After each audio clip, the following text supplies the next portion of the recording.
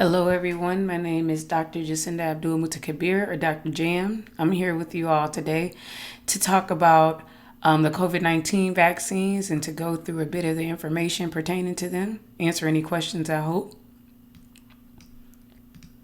So just a bit of what we'll talk about. So we're going to talk about just different types of vaccines. We'll talk about the coronavirus spike protein mutations. We'll go through the Johnson & Johnson vaccine clinical study highlights. We'll then round it out with a bit of information about the Pfizer and Moderna vaccines, and then we'll wrap it up with the COVID-19 vaccine and pregnancy, and then current recommendations regarding the vaccines. So when thinking about these vaccines, I like to talk about different types of vaccines that exist. So we can have live vaccines or we can have inactivated vaccines. So what live vaccines are small parts of a virus that are injected into you, and then your body then makes protection against this virus. So should you ever see it in real life, you'll be protected. However, inactivated vaccines are just as they sound. They're actual killed vaccines, meaning they've gone through fire, they've gone through chemicals, and they've been degraded to the point where they are unable to cause any true infection. However, they still maintain just a tiny bit of their integrity so that your body is able to recognize it and then make immunity against it or protect yourself against it. So should you ever see this in real life, you'll be protected. So an example of this would be the Tdap vaccine. So we know that you have to get this every 10 years. So we have to do this because it's inactivated. So it's not as potent or not as active or not as viable as the live vaccines are. But what it does do is it introduces our body to this tetanus, diphtheria, or pertussis. And we have to get that booster vaccine so that your body can remember that it is in fact seen this vaccine before, and it can protect your body against it. So now as we think about these COVID-19 vaccines, we have the mRNA vaccine and then we have the adenovirus vector vaccines. So mRNA is readily in our bodies. It's something that our bodies make, and it tells our bodies specific proteins to make so that we can survive. So in regard to the COVID-19 vaccines, we have the Pfizer and Moderna vaccines that are mRNA vaccines. So this vaccine is injected into you. That mRNA then tells your body to make that spike protein that is significant to the coronavirus. Once your body makes this spike protein, then your body recognizes, hey, this spike protein isn't supposed to be here. So then it makes protection or antibodies or immunity against this spike protein. So should you ever see the coronavirus in real life, you'll be protected against it. So I know oftentimes we have that question of, will this mRNA become part of my DNA? Will that in any way influence it? So I like to think of this as a moon and a honeymoon, right? So we know that a moon and a honeymoon, while they have that same base word of moon, they're very different. So that's how mRNA, RNA, and DNA are. While they have that same base, they're very different. They have very different functions. So it's in no way integrated into your DNA. And then we have our adenovirus vector vaccines. So adenoviruses cause very low grade, sort of like flu-like symptoms or a flu-like virus, and a common cold-like virus in humans. So very low grade as to the virus that it causes. However, what it is good for is actually packing in that mRNA or that genetic information that tells our bodies to make that spike protein significant to the coronavirus. So you're injected with this adenovirus vector vaccine, but remember I said it causes a very low grade cold in humans. So your body thinks that it's in fact seeing a real potent virus, but what it's seeing is that low grade cold, and then that genetic information to make that mRNA so that we can go ahead and make that spike protein, and then your body can protect yourself against that spike protein. So very similar in regard to that piece of the coronavirus that these vaccines provide our bodies with. And then ultimately, once our bodies see that very small piece of the coronavirus, it's able to protect itself against it. So we often get that question of the coronavirus spike protein mutations, and it's, do these vaccines work against it? If the virus is going to change, does it make sense to still get vaccinated? So right here, we see this spike protein. And then we see these T cells, and then we see these antibody cells, which we also call B cells or memory cells. So our T cells are our body's first line of defense. So as soon as our bodies see this spike protein that's not supposed to be there, we have our T cells run out, and our T cells say, hey, this spike protein is bad. It's not supposed to be here. We have to protect ourselves against it. So once those T cells come out to protect our bodies against that spike protein, we then have our B cells, our antibodies, that come out to remind our bodies that we have in fact mobilized our T cells and that we have worked to protect ourselves against this spike protein. So we see these different colors of antibodies, and we see these T cells here as well, and they bind to different areas of this spike protein. So while this virus is very smart, and as we see right here, we see this change or this mutation, and it mutates so that, or it changes so that our body, it's harder for our bodies to recognize, and it can still go forth and cause infection. So it mutates so that it can survive. But our bodies are also smart, and they make different types of protection to account for this mutation. So we see right here, we see this change in this one area of the spike protein, meaning that this antibody doesn't work. However, we still see all these different antibodies and these T cells that still work because they bind to these different areas of the spike protein. So in lay terms, what does this mean? Well, this means that you may be initially started with 1 million antibodies against the coronavirus when you got vaccinated. However, due to these changes or these mutations, now you only have 500,000 antibodies to this coronavirus, to this spike protein. However, you still have more than that base 20,000 or so that may be required to protect yourself or to protect you against the coronavirus. So that means that while we may in some way be compromised on the amount of antibodies that we produce, that doesn't mean that we don't produce enough antibodies to where we'll be able to protect ourselves from the coronavirus should we ever see it in real life. So I always like to go into these clinical studies because at the end of the day, we want to know what information is out there for these vaccines that will be offered. So the Johnson & Johnson vaccine, of course, is the newest one that's been approved. It's an adenovirus vector vaccine. And in these studies, they had about 40,000 individuals in all three of these studies, but I want to go into this Johnson & Johnson one first. So we had about 17.2% individuals that were Black, and so let's back up. We had about 20,000 individuals in the vaccine group, meaning 20,000 individuals that actually received the vaccine, and then 20,000 that did not receive the vaccine. So these are called randomized controlled clinical trials. So we want them to be randomized because we want them to be fair in those individuals that don't get vaccinated and those individuals that do, because we want to be able to have a fair and ethical conclusion as to what groups these vaccines will work best in. So we had about 17.2% individuals that were Black. We had about 45.1% that were Hispanic, 0.3% that were Native American, and they had about 59% individuals included in the study that were greater than or equal to 60 years old. And why are these numbers important? This is because they wanted to know that those groups that would be majorly affected by COVID-19 will be accounted for in these studies. So it's important that we look at these numbers. And as we move through Moderna and the Pfizer study, you'll notice that the Johnson & Johnson study, in fact, included a greater number of Black individuals as well as those individuals that were Hispanic or Latinx. So as far as for the number of COVID-19 cases, we see 116 cases in that group that got vaccinated, and we see 348 in that group that did not receive the vaccine. So of course, we see less cases in that group that received the vaccine. So that leaves us at about 66.9% efficacy.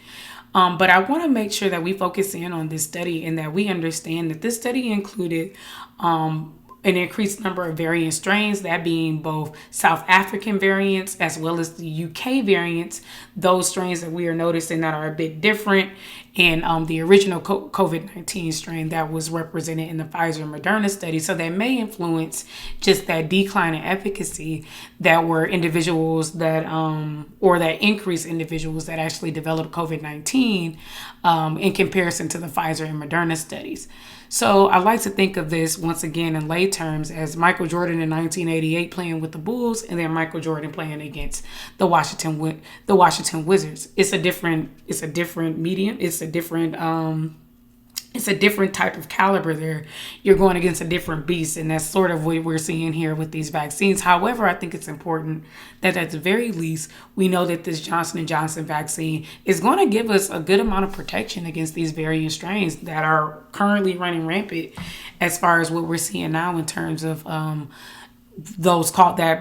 these strains that are contributing to these rising COVID-19 cases.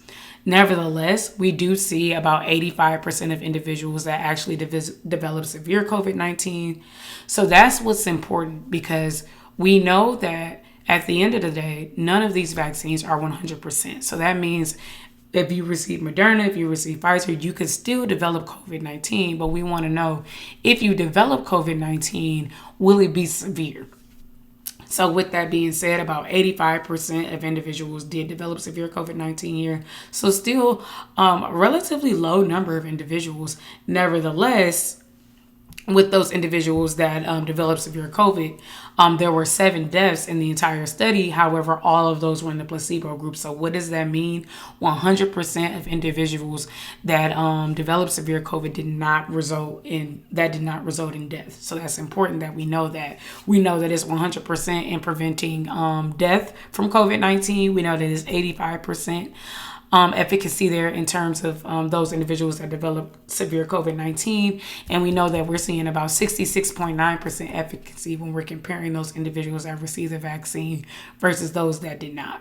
And also, the Johnson & Johnson vaccine, you are able to take in a single dose. So why are we able to do this? Because Janssen was very comprehensive in the way they conducted their study. So they enrolled individuals that received 2 doses of their vaccine alongside individuals that actually received 1 dose of their vaccine.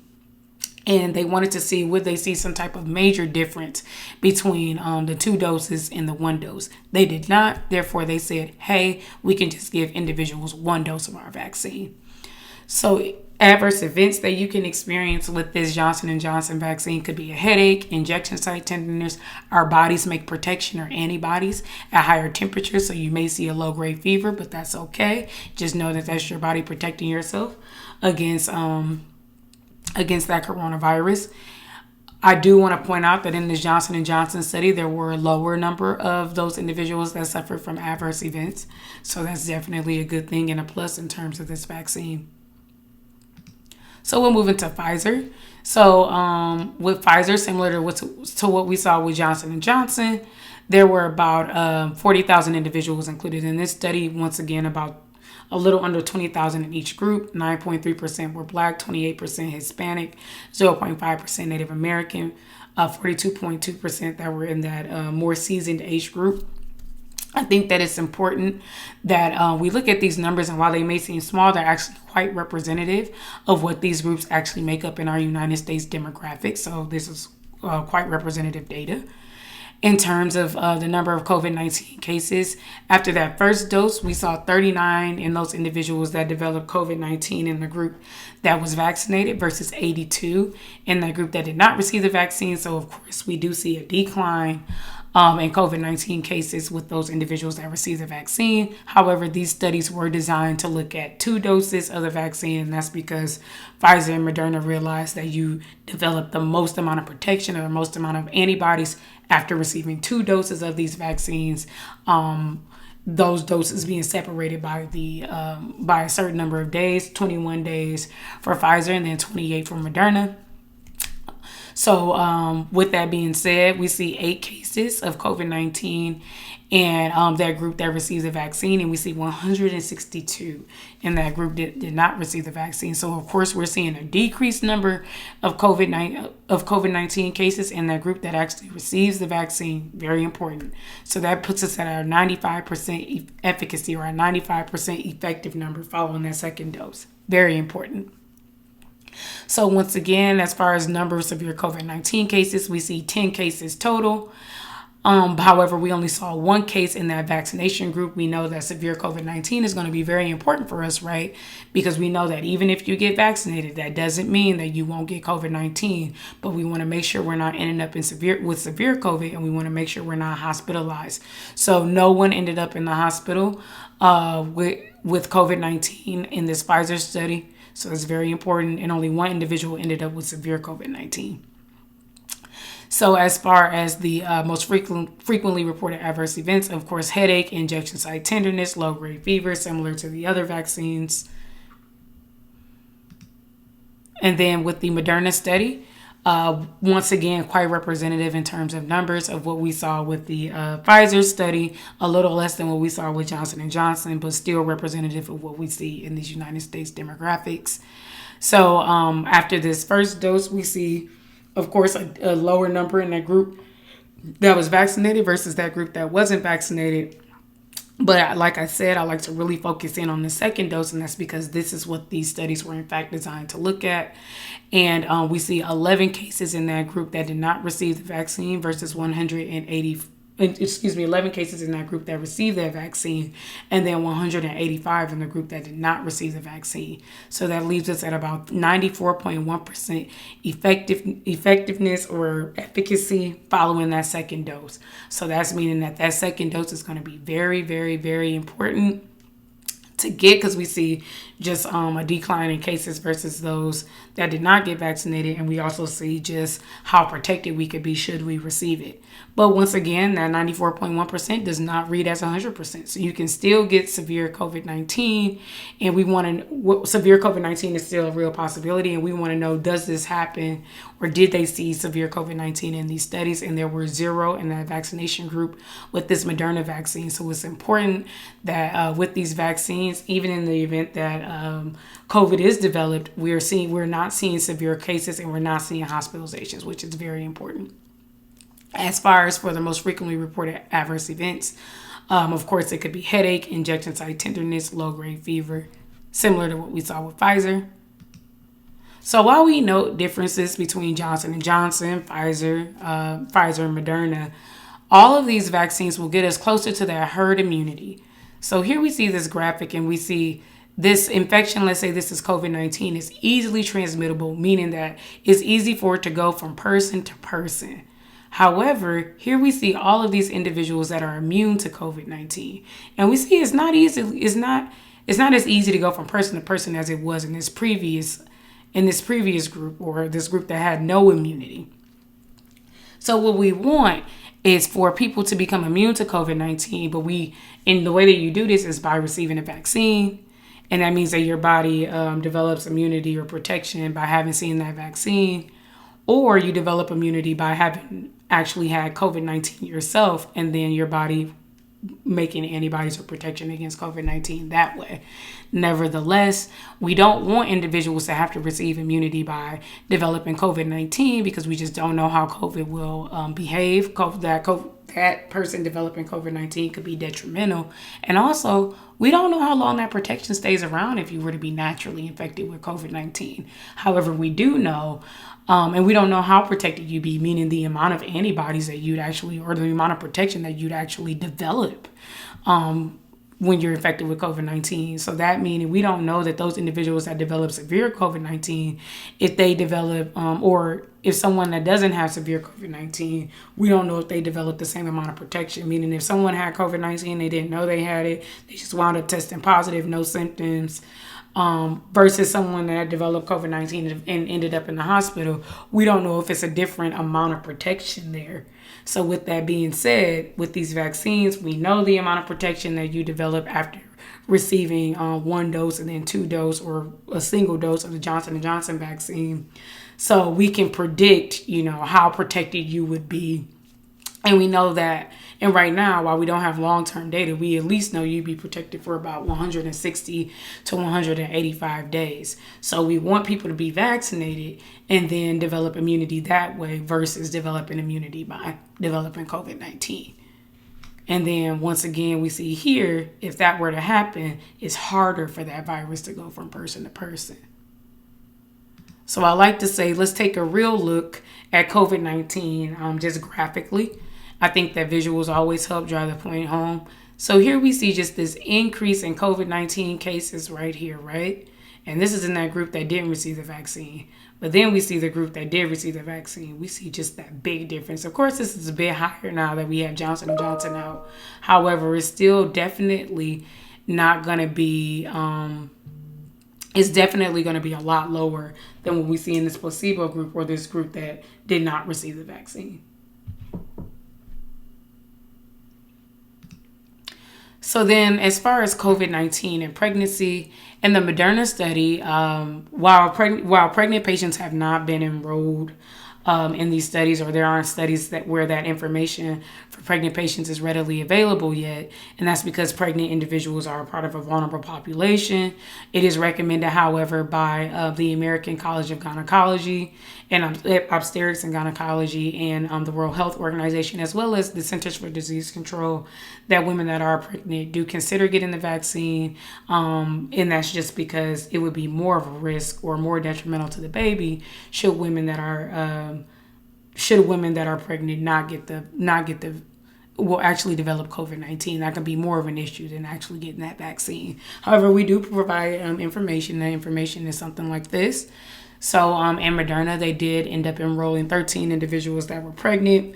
Those women didn't know that they were pregnant at the time of enrollment. So 6 of the participants did actually receive that vaccine, while 7 did not.